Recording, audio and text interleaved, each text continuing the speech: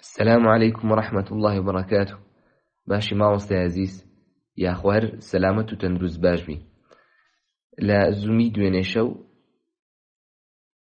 نەمتوانی بربەستەکەی ببڕم 3 دقەیەکە، بەڵام تەقریبەی 13 دێرم لەمە کرد 2 دێرم مابوو.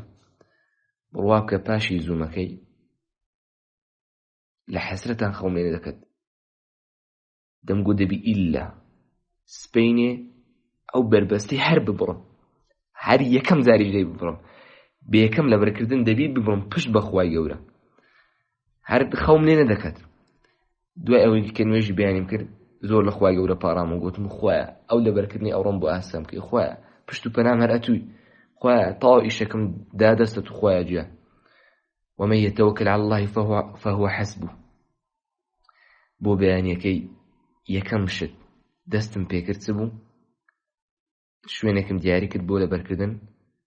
شوێنەکەش ماشەڵڵا شوێنەکە ئەو لاپەڕەی کە بۆ لەبەرکردن عازرم کرد ماشەڵڵا دیێرەکانی چڕوپڕ بوو و وشەکانیشی زۆر بوو.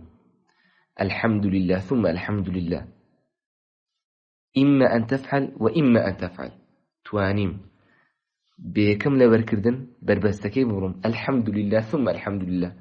ڕواکە مامۆستاجیان لە کاتی ئەوەی کە لەبەرکردنەکەم تاو کرد بربەستەکەم ڕێ لە خۆشیان دەستم کردێ گریان و سوجدەی شکرم بۆ خوای گەورە برد الحمد لله ثم الحمد لله.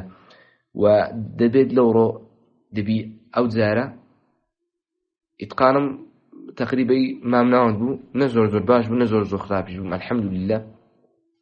ئەو جارە دیسانەکە ئەو ڕۆها دووباری دەکەمەوە ئیتقانەکەی باشتریش دەکەم.